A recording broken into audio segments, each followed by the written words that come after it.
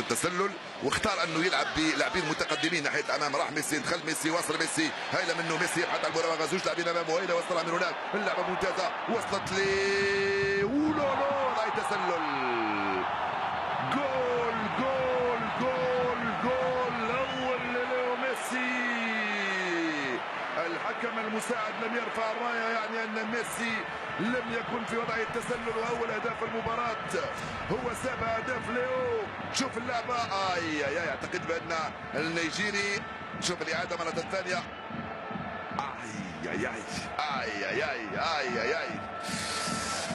والله صعب علي، صعب عليكم كذلك، فما بالكم بالخط بالحكم المساعد، لانه كان لاعب اسفل الصوره هو اللي غطى على ليو ميسي. شوف حتى ليو ميسي كان شك بانه كان في وضع التسلل، لذلك الشاف رجعه ونظره خلفيه للحكم غرناطه، ولكن لفتره قصيره، وراح نيمار انطلق من هناك على الجريد، كره سريعه لصالح عناصر فريق برشلونه من امام كره خطيره،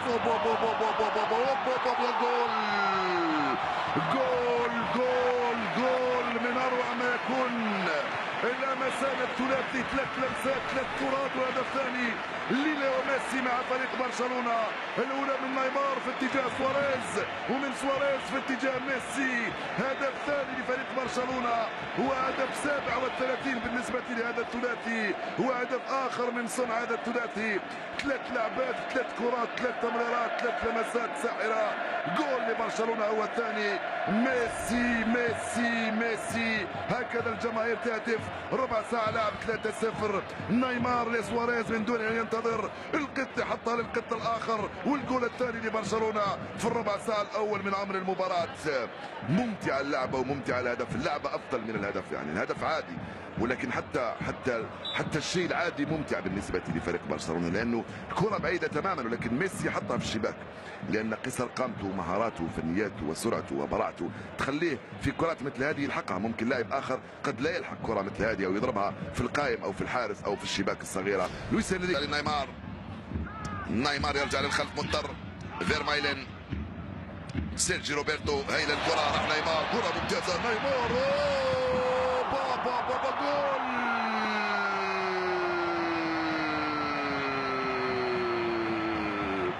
ثالث اهداف البارسا والثلاثيه من ليو ميسي.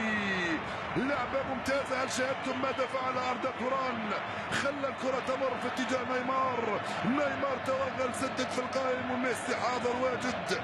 ميسي في المكان المناسب يسجل الثالث للبارسا. ميسي ميسي ميسي، جماهير الكامب نو تردد في كل مره. يخطف الكرة من وسط لاعبين اثنين، ميسي يسجل الهدف الثالث في هذه المباراة. اللعبة رائعة من نيمار، القائم صد ونيمار رد، والهدف الثالث. 3-0 صارت النتيجة، قلت لكم منذ حين. في أي لحظة من لحظات المباراة قادرة تشعل، وقادرين نشوفوا هدف ونشوفوا لقطة ونشوفوا براعة من الثلاثي. هنا هذه المرة كانت من أردا توران ونيمار وليو ميسي. بعد عندما تقتضي الضروره ان تصلهم كرات، تصلهم وانطلاقا من هناك، صوره سريعه عن طريق ليو ميسي، ليو وسواريز، ليو ولو درجات سواريز، كره صعبه، سواريز، جول.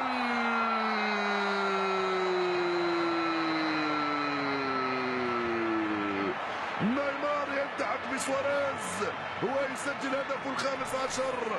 ميسي رفض لمس الكرة لأنه كان في وضع التسلل. نيمار استلمها في القائمة الثاني، ولكن شوفوا أين وضع الكرة نيمار أمام الحارس. لم يشأ أن يضرب الكرة عبثا، ضربها في السماء عالية أمام الحارس، حتى مرفوعة، لم يكن متسللا نيمار. شوف كيف ضرب الكرة، حطها في الشباك عالية.